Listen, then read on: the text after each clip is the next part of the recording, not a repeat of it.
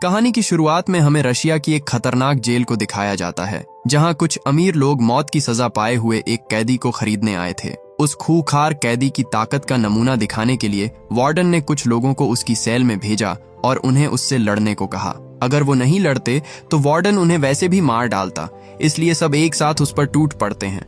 उनके बीच जबरदस्त लड़ाई होती है, पर वो तीन और वो अकेला होने के बावजूद कोई भी उस कैदी के आगे टिक नहीं पाता। ये पूरी लड़ाई एक आदमी अपने कैमरे में रिकॉर्ड कर लेता है और जैसे ही ये वीडियो ब्रेक नाम के आदमी के पास पहुंची, उसने तुरंत उसे अपने शो के लिए सिलेक्ट कर लिया, जिसके बाद वो वार्डन को उसकी मुंह मांगी कीमत देकर उस कैदी को खरीद लेते हैं। इसके बाद हमें साल्वाडोर की एक और जेल को दिखाया जाता है, जहां अरब देश का एक और खूंखार कैदी रहा करता था। ब्रेक के लोग अपने शो के लिए उसे भी खरीदना चाहते थे, फिर चाहे उसकी कीमत कुछ भी हो। पर दिक्कत ये थी कि उसे बेचने के लिए वहां का वार्डन तैयार नहीं था। उसे लगता था कि उनका ये कैदी इतना खतरनाक है कि कोई भी उससे मुकाबला नहीं कर सकता। ब्रेक उसकी ताकत का एक नमूना देखना चाहता था, जिसके बाद वार्डन उससे लड़ने के लिए अपनी ही जेल के 2 कैदियों को चुनता है। गार्ड्स जैक नाम के आदमी के पास जाते हैं और उसे कहते हैं कि वार्डन तुमसे मिलना चाहते हैं। पर जैक बोला, तेरे वार्डन से बोल नहीं आता, क्या कर लेगा? उसका रवैया गार्ड्स को बिल्कुल पसंद नहीं आता,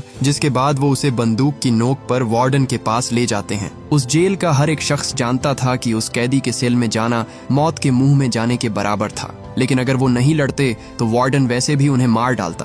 पहले आदमी ने किसी तरह हिम्मत करके उससे लड़ने की कोशिश की, पर वो कैदी अपने एक ही वार में उसे ढेर कर देता है। अगली बारी जैक की थी, पर उसने लड़ने से मना कर दिया।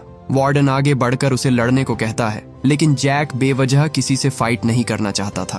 काफी दबाव डालने पर भी जब वो नहीं माना तो वार्डन ने खुद उस दूसरे कैदी को उसकी बेड़ियों की चाबी दे दी। वो अपने गले से जंजीर निकालता है और जैक को मारने ही वाला था कि तभी जैक ने उसके मुंह पर जोर का घूंसा मारा, जिससे वो बेहोश हो गया। ये देखकर सबका मुंह खुला का खुला रह जाता है, क्योंकि उसने उनके सबसे ताकतवर कैदी को एक ही घूंसे में धूल चटा दी थी।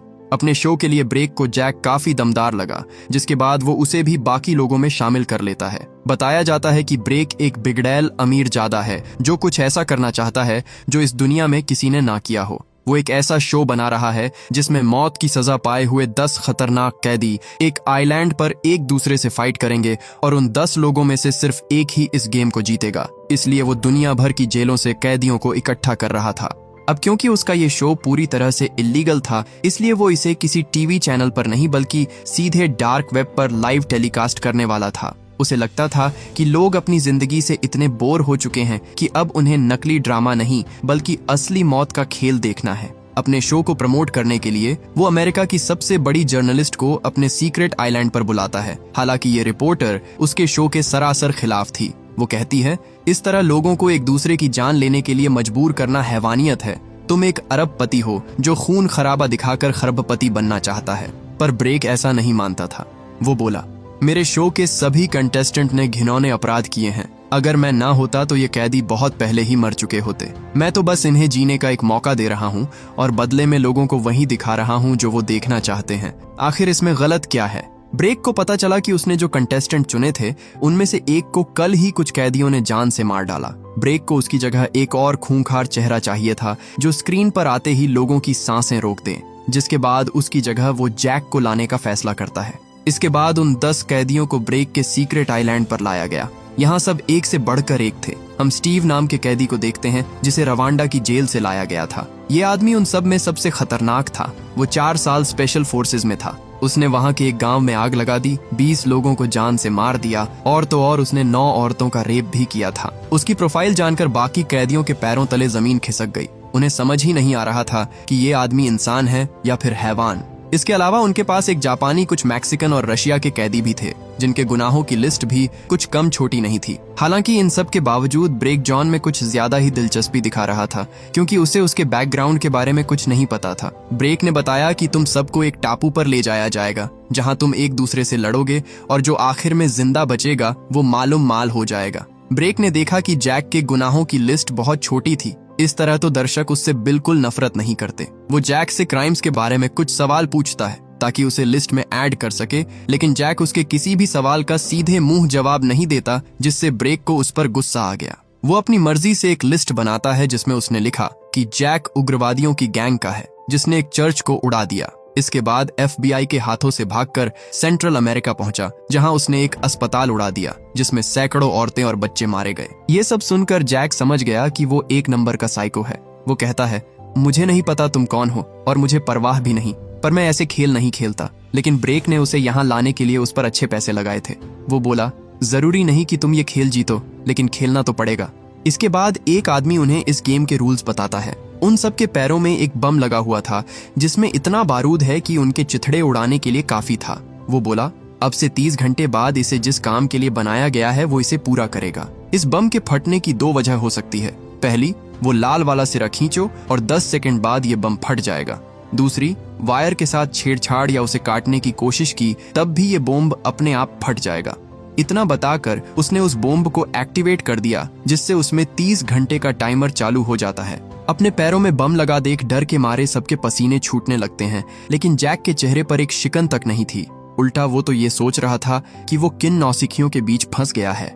उन सभी को हेलीकॉप्टर से आइलैंड पर ले जाया जाता है, जहां वो उन्हें एक एक कर पानी में फेंकना शुरू कर देते हैं। उनमें से ज्यादातर कैदी इस गेम को नहीं खेलना चाहते थे, पर यहाँ उनकी मर्जी नहीं चलने वाली थी। गार्ड्स ने उनके मुंह में चाबी फंसाकर उन्हें नीचे फेंक दिया, और जो कैदी नीचे जाने में आनाकानी कर रहे थे उन्हें तो वो कहीं भी फेंक दे रहे थे। उनमें से एक तो सीधा एक लोहे के पोल पर जा गिरा, जिससे उसकी मौके पर ही मौत हो गई। जैक गुस्से में एक गार्ड पर हमला कर देता है, जिसके बाद उस गार्ड ने उसे बिना चाबी के ही नीचे फेंक दिया। जो कैदी अपने मुंह में चाबी लेकर नीचे कूदे थे उन्होंने तो जल्दी से अपने हाथ की बेड़ियां निकाल दी, लेकिन जैक ने जब होश संभाला तो देखा कि उसके हाथ अभी भी बंधे हुए थे और इतनी मोटी हथकड़ी को तोड़ने के लिए वहां कोई औजार भी नहीं था।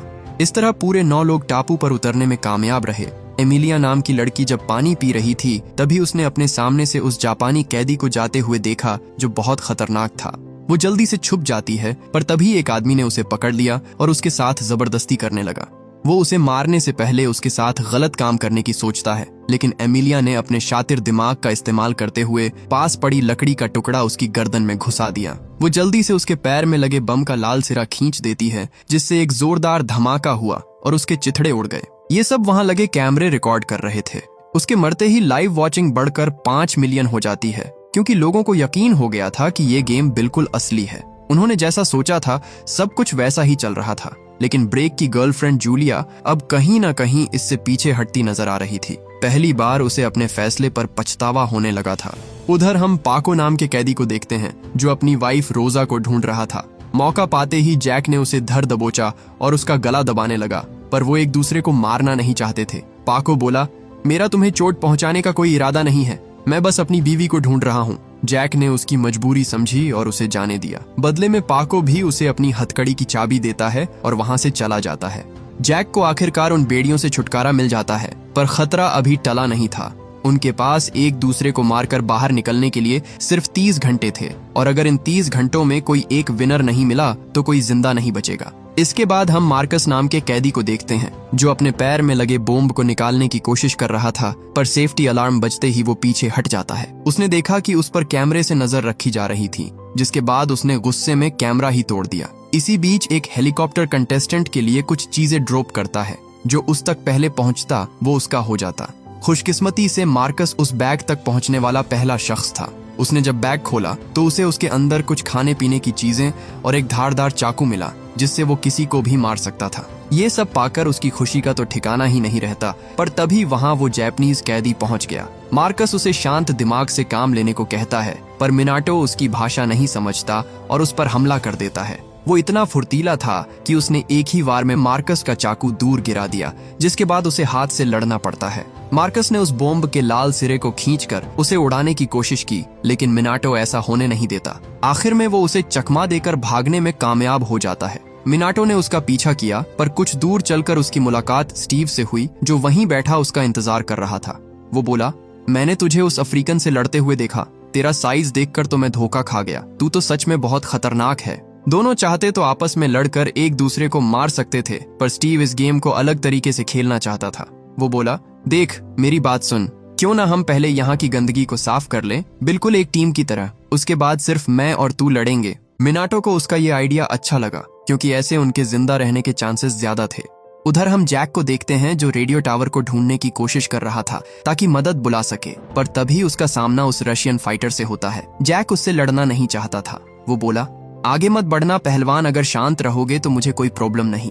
पर रशियन फाइटर कहाँ किसी की सुनने वाला था। उसने जैक पर हमला कर दिया और उसे बुरी तरह मारने लगा। जैक उसे उठाकर पटक देता है, जिसके बाद उसने उसे बुरी तरह चौंक कर दिया। वो बस उसे शांत करना चाहता था, इसलिए उसने पकड़ ढीली कर दी, पर वो रशियन फाइटर उसका एहसान मानने की बजाय बॉम्ब का लाल सिरा खींचने की कोशिश करता है। जैक जल्दी से पीछे हट गया और दोनों फिसलकर चट्टान से नीचे गिर जाते हैं। रशियन फाइटर जैक को मारने ही वाला था कि तभी जैक ने नोटिस किया कि उसके पैर से वो लाल सिरा निकल गया है। वो कभी भी फट सकता था, इसलिए जैक ने पास पड़ा पत्थर उठाया और उसके सर पर दे मारा, जिससे वो नीचे गिर जाता है। एक जोरदार धमाके के साथ उसके शरीर के टुकड़े हो गए। डायरेक्टर उसके फटने का स्लो मोशन में रिप्ले करते हैं, जिससे उनके शो की लाइव वॉचिंग 12 मिलियन तक चली गई। अचानक से एक वेबसाइट पर इतना सारा ट्रैफिक आते ही वो सब FBI की नजर में आ जाते हैं, पर वो एक कंप्यूटर के जरिए इसे पूरी दुनिया को दिखा रहा था, जिस वजह से उसे पकड़ना इतना आसान नहीं था। इंटरपोल से उन्हें पता चला कि वो आइलैंड साउथ पैसिफिक में कहीं है, पर परेशानी ये थी कि वहाँ 2000 से भी ज्यादा आइलैंड थे। ऐसे में उसे ढूंढना भूसे के ढेर में सुई ढूंढने जैसा था। FBI ने शो के सारे कंटेस्टेंट के क्रिमिनल रिकॉर्ड निकाले, पर उन्हें जैक के बारे में कोई इन्फॉर्मेशन नहीं मिली, मानो वो है ही नहीं। पर तभी उन्हें किसी का फोन आया जो खुद को जैक के बचपन का दोस्त बताता है। ऑफिसर ब्रैड को पता चला कि उसकी एक वाइफ और 2 बच्चे भी हैं, जिनसे वो पिछले 1 साल से नहीं मिला था। वो जल्दी से उसकी वाइफ एमा को फोन लगाता है और उसे बताता है कि उसके पति की जान खतरे में है। एमा ने जब वो वेबसाइट खोली तो उसे वहां जैक देखने को मिला, जो उस रशियन फाइटर के हाथों मरते मरते बचा था। उसे पता चला कि जैक एक बेहद ही खतरनाक शो का हिस्सा है और शो की वेबसाइट पर उसके बारे में बहुत सारा झूठ लिखा हुआ था।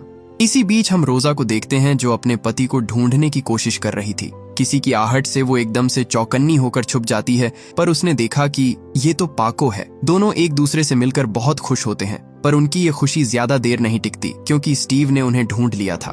पाको जानता था कि स्टीव की उसकी बीवी पर गंदी नजर है, इसलिए उसने रोजा को वहां से जाने को कहा। स्टीव उस पर चाकू से हमला कर देता है, पर पाको ने उसे बहुत मारा। वो उसकी ताकत के आगे बिल्कुल भी नहीं टिक पाता, लेकिन तभी मिनाटो उसकी बीवी को पकड़कर उसके पास ले आता है, जो देख पाको का ध्यान उस पर से भटक गया और बस इसी का फायदा उठाकर स्टीव उसकी टांग तोड़ देता है। उन्होंने उसे एक पेड़ से बांध दिया और उसकी आंखों के सामने उसकी बीवी के साथ जबरदस्ती करने लगे। टांग टूटी होने की वजह से पाको बहुत दर्द में था। वो उनसे गुहार लगाता रहा कि रोजा को छोड़ दें, पर स्टीव एक वहसी दरिंदा था। जब रोजा ने खुद को बचाने की कोशिश की तो उसे गुस्सा आ गया और उसने उसे बहुत मारा।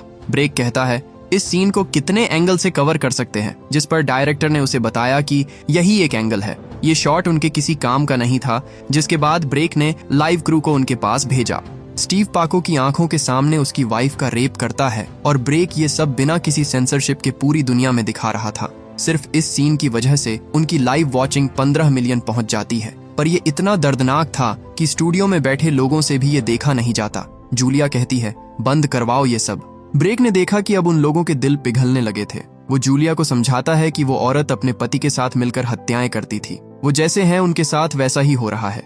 ये सब देखना आसान नहीं था, इसलिए उसका डायरेक्टर ताजी हवा खाने के लिए बाहर चला जाता है। हालांकि इसके बावजूद वो लोग उसके साथ थे। उधर स्टीव रोजा का रेप करने के बाद उसके बॉम्ब के लाल सिरे को खींच देता है, जिससे उसकी मौत हो गई। जब वो वापस लौटे तो उन्होंने देखा कि पाको वहां से भाग चुका था। उसका एक पैर टूटा हुआ था, इसलिए वो ज्यादा दूर नहीं गया होगा। ये सोचकर दोनों उसे ढूंढने लगते हैं, पर पाको जंगलों में छुपने में माहिर था। देखते देखते रात हो जाती है, पर वो उसे ढूंढ नहीं पाते। इसी बीच जैक, जो अब भी उस रेडियो टावर को ढूंढ रहा था, देखता है कि पाको अकेले बैठा रो रहा था।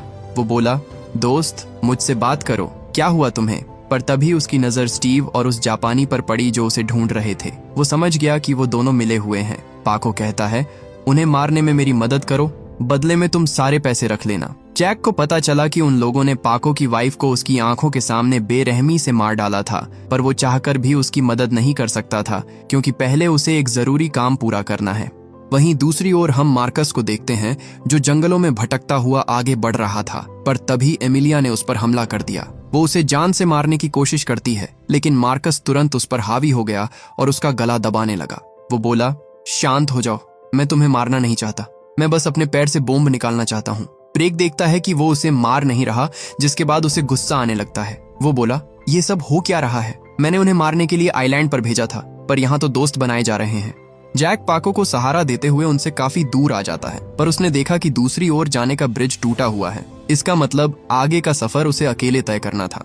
इसके बाद उसने अपने पैर में लगे जीपीएस को किसी चीज से ढक दिया, जिससे उसका सिग्नल आना बंद हो गया। रास्ते में उसने कुछ खाने की चीजें बटोरी थी, पर वो उसे पाको को दे देता है ताकि उसके वापस आने तक वो जिंदा रहे। जाने से पहले पाको उसे मदद के लिए शुक्रिया कहता है, जिसके बाद जैक एक रस्सी पर लटक कर आगे बढ़ने लगा। ब्रेक देखता है कि गेम में अब कुछ भी दिलचस्प नहीं हो रहा था। अगर ऐसा ही चलता रहता तो उसके शो की रेटिंग पर बुरा असर पड़ता, इसलिए उसने कंटेस्टेंट्स की मदद करने की सोची। उन सब में स्टीव ही था जो खून खराबा करके इस शो को इंटरेस्टिंग बना रहा था। उस जैसे साइको के हाथ में अगर हथियार लग जाए तो वो क्या नहीं कर सकता। ये सोचकर ब्रेक जानबूझकर उसके नजदीक एक और बैग गिरवाता है। स्टीव ने जब उसे खोला तो उसने देखा कि उन लोगों ने तो हर चीज भेज दी थी। एक तरफ जहां उसके हाथ में खतरनाक हथियार थे, वहीं दूसरी तरफ बाकी कैदियों को निहत्थे ही इस खेल में टिके रहना था, जो कि सरासर चीटिंग थी। वहीं अमेरिका में एफबीआई ऑफिसर ब्रैड, जो इस केस की तह तक जाना चाहता था, उसे उसके सीनियर्स इस केस को बंद करने को कहते हैं। जैक के बारे में छानबीन शुरू करते ही कुछ आला दर्जे के लोगों को बहुत परेशानी होने लगी थी और वो नहीं चाहते थे उसके बारे में किसी को पता चले। ब्रैड को पता चला कि उस टापू पर जितने कैदी हैं, उसने उनसे ज्यादा लोगों को मारा है। साल भर पहले उसे एल साल्वाडोर भेजा गया था एक ड्रग माफिया को खत्म करने के लिए। उसने वहां काफी नुकसान पहुंचाया, पर इस दौरान वो पकड़ा गया। ब्रेड गुस्सा था कि उन्होंने उसे पूरे 1 साल तक जेल में सड़ने दिया, पर उसके सीनियर्स ने उसे समझाया कि जैक जैसे लोगों को ऐसे कामों की अच्छी रकम मिलती है ताकि आला अफसरों के नाम कहीं ना आए। उधर गोल्डी जैक को ट्रैक नहीं कर पा रहा था, जिस वजह से सब थोड़े घबराने लगते हैं। वो उन्हें कुछ देर के लिए मिल गया था, पर वो फिर से गायब हो गया और इसकी वजह ये थी कि वो उनकी तरफ आ रहा है। सबसे बड़ी मुसीबत ये थी कि जहां पर वो हैं, वहां उन्होंने कोई कैमरे नहीं लगा रखे थे। जिसके बाद ब्रेक उसे ढूंढने के लिए एक सर्च टीम भेजता है और चारों तरफ गार्ड्स को तैनात कर देता है। जैक काफी देर से बाहर खड़ा इसी मौके की तलाश में था। उनके बाहर जाते ही वो गेटकीपर को बेहोश करके अंदर घुस गया। उसने देखा कि रेडियो टावर पर एक आदमी निगरानी दे रहा है, जिसके बाद वो दबे पांव ऊपर गया और बिना किसी की नजर में आए उसे भी ठिकाने लगा दिया। जैक रेडियो से अपनी वाइफ एमा को कांटेक्ट करता है। उसकी आवाज सुनते ही एमा एकदम से सहम गई, क्योंकि वो पूरे 1 साल बाद उसकी आवाज सुन रही थी। जैक के पास ज्यादा समय नहीं था, इसलिए वो उसे एक बैंक अकाउंट के बारे में बताता है जिसमें उसने उसके लिए कुछ पैसे जमा कर रखे थे। एमा उससे मिलना चाहती थी, पर जैक ने उसे बताया कि इस वक्त जहां वो है वहां से जिंदा लौटना नामुमकिन है और कोई उसकी मदद के लिए नहीं आने वाला। पर एमा के काफी रिक्वेस्ट करने पर आखिरकार जैक मैप में देखकर उसे इस आइलैंड की लोकेशन बता ही देता है। वो कुछ और बता पाता उससे पहले ही गार्ड्स वापस लौट आते हैं। ब्रेक ने उसे देख लिया था, जिसके बाद वो तुरंत सारे जनरेटर्स बंद करवा देता है, जिससे रेडियो भी बंद पड़ गया। इसी बीच एक आदमी उसे मारने के लिए ऊपर गया, पर कोई रास्ता न पाकर जैक सीधा टावर से नीचे कूद जाता है। उन्होंने उस पर अंधाधुंध गोलियां चलाई, पर अंधेरे में जैक कहीं गायब हो जाता है। उधर ब्रेड को पता चल गया था कि वो कहाँ है। वो अपने सीनियर्स से उसे रेस्क्यू करने की रिक्वेस्ट करता है, पर ये इतना आसान नहीं था। सबके हाथ बंधे हुए थे। ब्रेड कहता है वो पूरे 1 साल जेल में रहा, पर उसने कभी अपनी जबान नहीं खोली, सिर्फ तुम्हारी हिफाजत के लिए। अपने देश के लिए सब कुछ सहता रहा, और आज जब उसे हमारी जरूरत है तो हम पीछे हट रहे हैं। उसकी बातें सुनकर उनका जमीर जाग गया, जिसके बाद उन्होंने जैक की मदद करने की सोची। इसी बीच मार्कस और एमिलिया एक साथ अच्छा वक्त गुजार रहे थे। मार्कस उसे अपनी कहानी बताने लगा और एमिलिया भी उसके करीब आने लगी। अपनी बातों में वो इतना खो गया था कि उसने ध्यान ही नहीं दिया कि एमिलिया उसके बम को एक्टिवेट करके भाग चुकी थी। जब तक उसे एहसास होता तब तक बहुत देर हो चुकी थी। एक जोरदार धमाके के साथ उसकी भी मौत हो जाती है और स्टूडियो में सब लोग उस पर हंसने लगते हैं, क्योंकि ये अब तक की सबसे बेवकूफाना मौत थी। सूरज अभी निकला भी नहीं था और बुरे दिन की शुरुआत हो गई थी। गोल्डी ने जब चैनल चेंज किया तो देखा कि स्टीव ने पेको को ढूंढ लिया है। वो घायल पेको को बुरी तरह पीटते हैं, जो गोल्डी से देखा नहीं जाता, और वो बाहर आकर उल्टी कर देता है। जूलिया कहती है हमें ये सब अभी इसी वक्त रोकना होगा, जिसके बाद दोनों ब्रेक के पास जाते हैं। उन्हें पता चल गया था कि उसने ही स्टीव को पेको की लोकेशन के बारे में बताया था ताकि वो उसे मार सके। गोल्डी कहता है अब बहुत ज्यादा हो रहा है, हमने शायद हद पार कर दी। ब्रेक, जो उन दोनों की चिक चिक से तंग आ चुका था, कहता है तुम दोनों जानते थे कि शो में क्या होने वाला है। अब जब सब सही चल रहा है तो तुम्हारे अंदर इन लोगों के लिए हमदर्दी आ गई। उसके जाने के बाद ब्रेक जूलिया को कसकर थप्पड़ मारता है, क्योंकि वो उसका साथ देने के बजाय उसके रास्ते का कांटा बन रही थी। उधर जब जैक पुल पर वापस लौटा तो उसने देखा कि स्टीव और उस झलमूरे ने पेको को पकड़ लिया है। वो उसे बहुत टॉर्चर करते हैं, जिसके बाद स्टीव ने उसकी छाती में तीर मार दिया और अगर इतना कम था तो वो उसे जैक के सामने जिंदा जला डालते हैं, जो देख जैक का खून खौल उठा। सुबह होते ही वो दोनों उसे ढूंढने लगते हैं। उन दोनों के पास हथियार थे, जबकि जैक सिर्फ अपना बचाव ही कर सकता था। वो अपने दोनों हाथों में रोड बांध लेता है ताकि चाकुओं के वार से बच सके। इसके बाद वो मिनाटो के सामने आ खड़ा हुआ और उसे देखते ही वो जापानी उस पर पागलों की तरह टूट पड़ा। उसने उस पर कई हमले किए, पर रोड की वजह से उसे एक भी कट नहीं लगता। स्टीव ने देखा कि मिनाटो उससे लड़ रहा है। वो चाहता तो उसी वक्त उसकी मदद कर सकता था, पर उसने ऐसा नहीं किया और उसे पिटने दिया ताकि वो कमजोर हो जाए। जब उसे लगा कि अब उसमें और लड़ने की हिम्मत नहीं बची तो स्टीव ने जैक पर हमला कर दिया। जैक सही वक्त पर वहां से भाग निकलता है, पर उन दोनों ने उसका पीछा किया और उसे घेर लिया। जैक बचने के लिए एक बंकर में छुप जाता है, पर वहां एमिलिया पहले से छुपी हुई थी।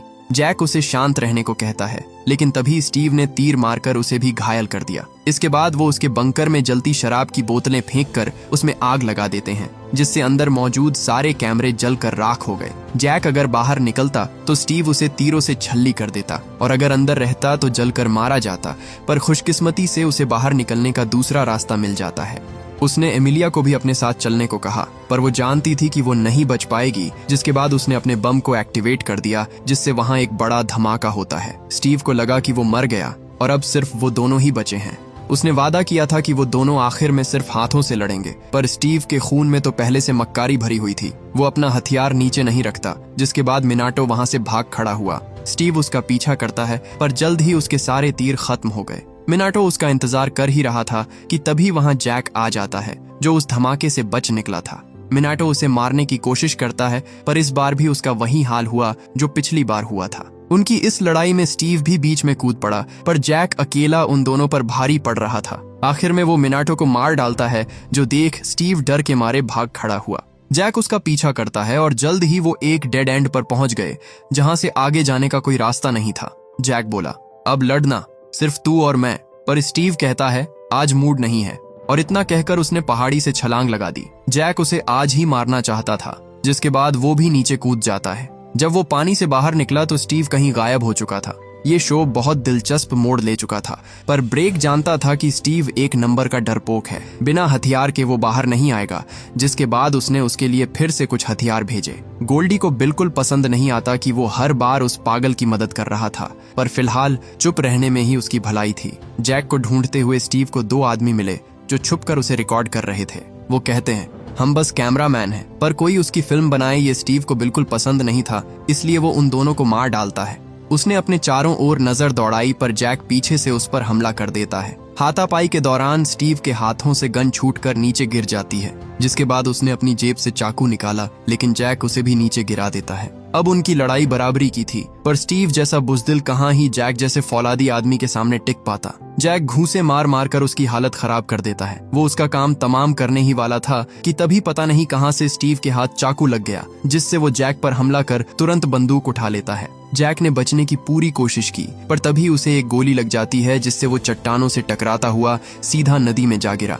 अब कोई चांस ही नहीं था कि वो जिंदा बच जाए, जिसके बाद स्टीव को इस शो का विनर घोषित कर दिया जाता है। शो खत्म होते ही वो जर्नलिस्ट जिसे ब्रेक ने इंटरव्यू दिया था टीवी पर आती है और अपना दुख जाहिर करते हुए कहती है, इंटरव्यू के बाद मुझे सिर्फ एक आदमी पर गुस्सा आ रहा था, लेकिन पिछले 24 घंटों में लाखों करोड़ों लोगों ने उसकी वेबसाइट पर लॉगिन किया और इस कामयाबी को देखते हुए मेरा गुस्सा शांत हो चुका है।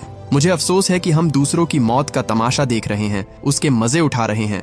ऐसा नहीं लगता कि दोषी हम हैं। ये शब्द सुनते ही जो लोग इस शो को एंजॉय कर रहे थे, उनके चेहरे शर्म से नीचे झुक जाते हैं और उन्हें समझ आता है कि असली दरिंदे स्क्रीन के अंदर नहीं बल्कि बाहर बैठे हैं। 200 देशों के 40 मिलियन लोगों ने एक साथ इस शो को देखकर इसे दुनिया का सबसे कामयाब शो बना दिया था और अब बस विनर को उसका इनाम देना रह गया था। ब्रेक ये सब फुर्सत से करने वाला था, लेकिन उसे अपने आदमी से पता चला कि 1 घंटे में यूएस मिलिट्री उसे अरेस्ट करने आ रही है। वो जूलिया समेत अपने पूरे क्रू को छोड़कर भागने की फिराक में था। गोल्डी उसकी चाल समझ जाता है और उसे धमकी देता है कि वो सब कुछ बता देगा, पर वो ऐसा करता उससे पहले ही उन्होंने उसे मार डाला। अब क्योंकि स्टीव जीत चुका था, इसलिए वादे के मुताबिक उसने उसके पैर से बॉम्ब निकाल दिया, लेकिन वो उसे जीती हुई रकम की फूटी कौड़ी नहीं देने वाला था। स्टीव बोला, फालतू की बात मत कर, चल मेरे पैसे निकाल।